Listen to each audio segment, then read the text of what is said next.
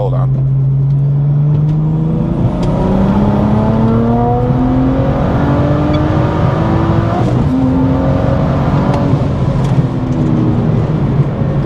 I want to be able to do that all the time. All right, guys, we're back in my garage for another video, and today I want to talk about why some people never drive their cars. In my case specifically, why I never drive my 2018 440i. And for those of you that don't know, this is a 2018. I bought it in August of 2017, and it still has less than 32,000 miles on it. So I'm literally averaging less than 4,000 miles a year on a car that I say is my favorite car to own and drive. So let's go ahead and talk about why. So let's start off with the basics, and probably the most important thing that makes this even possible is I have more than one car. And a lot of you that are, subscribers to the channel already know that that's the case, but over the years I've been blessed to be able to afford multiple cars that meet different needs. I actually made a video on what I think the perfect car guy garage is a couple years ago, so feel free to check that out if you haven't already. I know I made that before a lot of you guys subscribed, but long story short, I think every car guy needs 3 cars in their garage, or at least that's what they should work towards. The first thing is your beater. That's your daily driver, your workhorse, the car that does everything you need it to, and most importantly, it's reliable. It's something that you can rely on, that can do everything. All right, so this is your hauler, your road trip car, if you need it, your daily driver for work and things like that. That's something that everybody needs. You just need a car that works. I started off with a 2003 Subaru Outback, which got me through some, should I say, very difficult times in my automotive enthusiast journey. But after that car died a slow and painful death, I moved on to a BMW X5. That was our N52 car that we had for several years. And then eventually that got taken out of its misery, and I moved into the BMW X7. Now, I don't like to call that car a beater because I do like it a lot. It's a lot nicer than my previous daily drivers, and I actually care about it. Like, I hand wash that car, so it's different than what you would typically associate with just being a beater, but it does exactly what I need it to do. Like I've shown you guys in videos, I use it for towing. I use it for all my family road trips. I, grab 40 bags of mulch from Home Depot and use that to bring it home. So it's something that is very important in my fleet, as nice as it is, and as much as I do enjoy at least having that car to fill that gap, it's something that is very specific and deliberate in how I put together my garage. And yes, I tinker with it a little bit. I did the downpipe and a flex fuel tune, but nothing too crazy that would put it into the realm of like unreliability or concern. So it is something that always starts up when I need it, always drives when I need it. That's exactly what I need for that car. Then the next car is going to be your project car. And this is a car that you don't care whether it works. You don't care whether it drives. It's something that you can tinker with endlessly. And that is going to be your show car, your race car, your restoration, whatever you're into.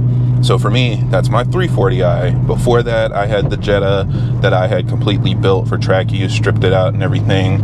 But I decided that the 340 would be a better fit for the channel, and something that would give me the opportunity to make some new content that I couldn't make with the 440 because this car was already so far along when the channel started picking up speed. So got the 340 from Copart, and I've been messing with it, just trying different parts, tracking it, using it for primarily YouTube content, right? Different things that I want to be able to test and try and answer questions that you guys and I have. That car has been filling that gap. And then the last car is this one. This was the last thing that I added because I wanted a fun daily driver. I wanted a fun street car, something that I could enjoy when I wanted to, but didn't have to drive when I didn't want to. And that's where this car fits in. That's why I don't drive this car every day. That's why, it only has the miles that it has, because I don't drive it in snow. I don't drive it in rain. I don't drive it, to go grocery shopping or anything. If I want to, I can, but I don't need to, and that's very different from my life in the past where I only had one car and I had to use that car for everything. It just wasn't that much fun to me. There are other cars that are more capable at certain things. They're more comfortable. They have more storage, etc., etc. And so I didn't want to feel obligated to have one car do it all. So this car only has a set of summer tires because I only drive it in summer. I only drive it when I can have fun. And all of that plays into why this car doesn't have that many miles.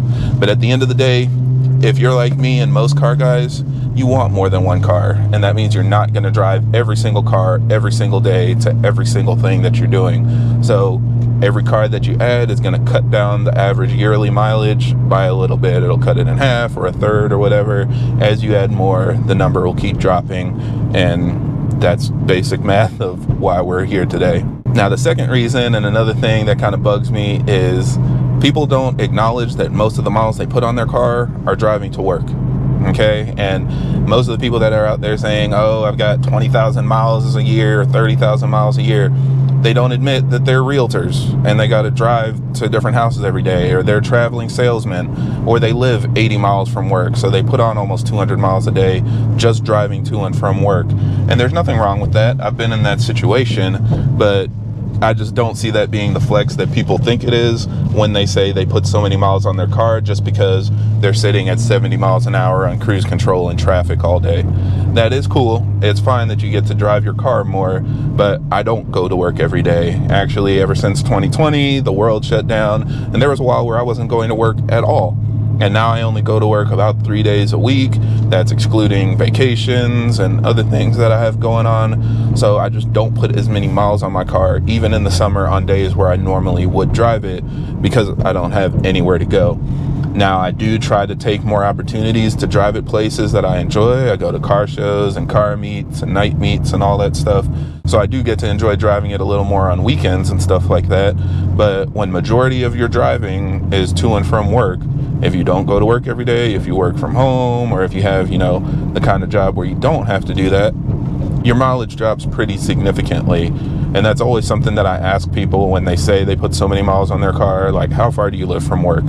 Because again, I get it. You want to flex and say, oh, you drive your car so much and you're such a hardcore car guy because you put all these miles on your car. But if all you're doing is sitting on the highway versus people that drive their cars less, but every time they're in it, they're flooring it, they're beating on it, they're enjoying it with friends, I don't think that makes you a better car guy. It doesn't give you a significant advantage. I'm not saving it for anybody. People always say I'm saving it for the next guy. I'm just saving it for the next time I'm going to enjoy it. Now, the last thing is maybe something that you wouldn't expect, but hopefully watching the channel makes it clear, is I kind of played myself by getting the 340.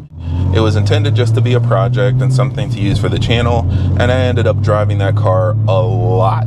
I drive it during winter because I don't want to drive the X7. I drive it in the rain because I don't want to drive the X7. I drive it on track. I drive it for videos and testing and stuff like that. And it ended up being the car that I actually drove more than this car, not on purpose though. So for example, last year you guys saw me making all of these videos about how I am trying to, test out all these fuel upgrades and stuff. And when I do that, I have to run E85. But after I'm done driving it on E85, I need to switch back to pump gas so I can drive it to the track.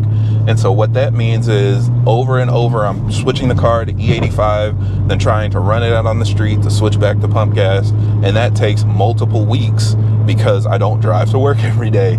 So there are times where I would absolutely love to drive the 440, but I couldn't because I needed to either get the car on E85 quickly for testing or run out the E85 to prepare for my next track day, especially because now I'm towing my car. I don't get the same opportunity I used to drive it to the track and try to run the tank down to switch fuels. So there was so much time spent driving the car just for testing and like switching gas and doing all this stuff that I didn't get to drive the 440 nearly as much as I meant to. I actually think I drove this car less than 1,500 miles last year, and that was something that even I was disappointed in. So trying to recalibrate my thought process on how I'm doing things, but this year I decided I'm not going to run E85 in the 340. I've only driven it on 93 octane, so I can just enjoy driving it on track. Now I'm doing more track days than I did last year, so it would be even more often trying to switch fuels and stuff, and instead I can spend more time driving the 440 like I intended, because I hate it when I come out to the garage and I want to drive a car but something else is needed, whether it's needing an oil change or needing to give attention to another car. I want to be able to drive what I want when I want. So that's probably the biggest issue that I've had that I fixed this year simply by backing off a little bit. The 340 is only going to last a couple more months anyway. Like I told you guys, we'll be moving on to something else soon. But last year, that was a huge impact on my overall driving. Hold on.